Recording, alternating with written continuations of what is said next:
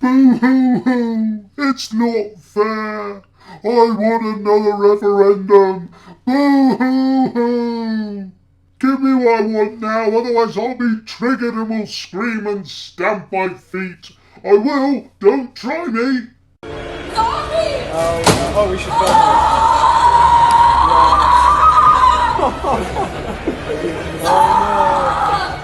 Oh no. So, the Remain petition to have another EU referendum has now passed 3 million signatures. I hope it gets 5 million. I hope it gets 10 million.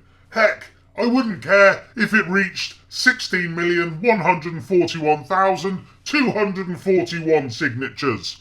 Do you know why? Because it won't make a shred of difference. The whole petition scam is just that, a scam. It's a focus for people who are really pissed off with the government.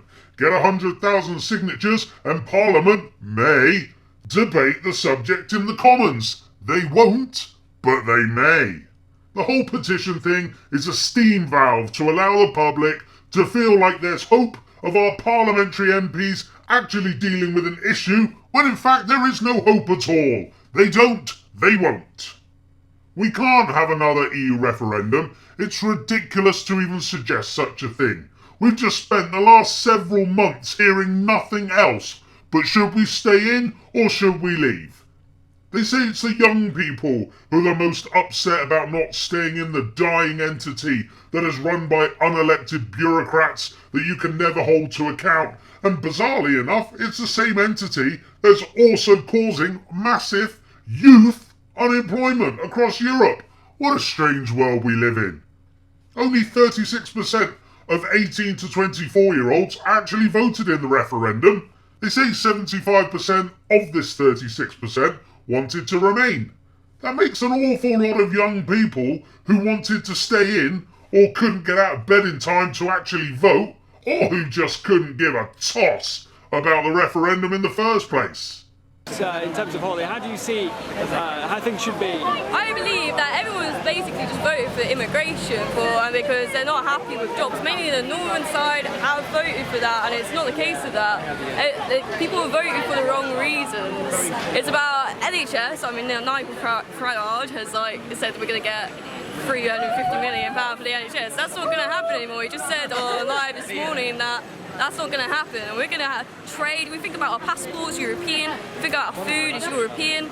I personally believe that U.S. Americans are unable to do so because some people out there in our nation don't have maps, and I believe that our education, such as in South Africa and the Iraq, everywhere such as, and I believe that they should, our education over here in the U.S. should help the U.S. or should help South Africa and should help the Iraq and the Asian countries, so we will be able to build up our future for our children. Everything is European, and we're going to stop that trade, and we're going to just screw up the young youth of our generation, and it's just not fair. We've got to live with this, and we're the ones who want to remain in the EU. It's the older generation. I'm not blaming it on the older generation, but they want to leave. But it's for the wrong reasons. So if you were to list your 3 favourite things about the EU, Holly, what would they be? They would be, well, definitely the NHS, got that. Maybe these young people, like Holly here, should have done their own research rather than relying on the people on the telly to shape their opinion.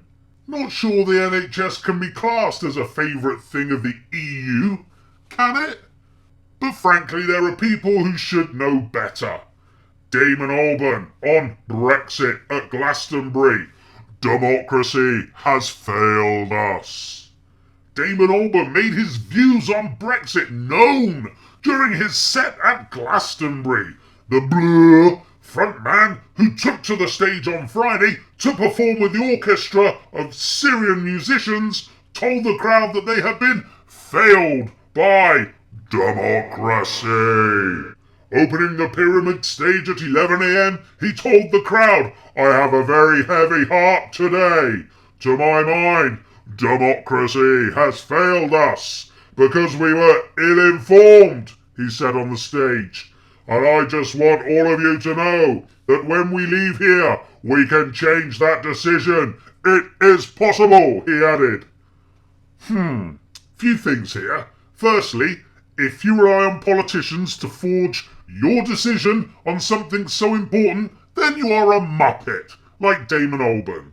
You should have done your own research. Should have read some books. Remember books? Here's a picture of one.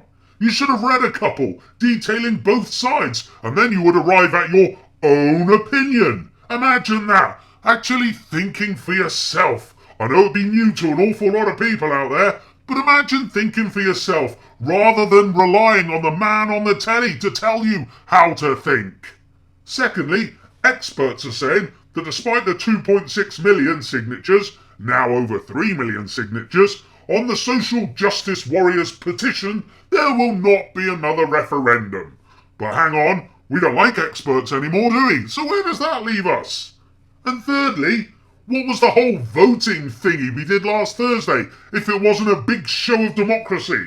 Remember, in a democratic society that we apparently have, 2 wolves and a sheep can vote on what's for dinner.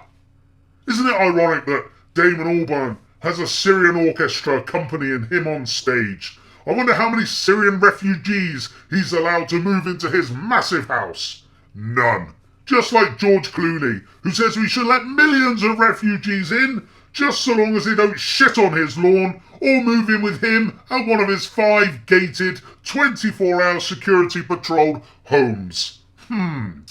Lastly, I've got to say something about Labour. Oh dear, oh dear, oh dear. Serves Corbyn right for being a sellout on the EU. They say he's a principled man. They say he's an upstanding man. Well, he wasn't very bloody principled or upstanding when it came to the EU, was he?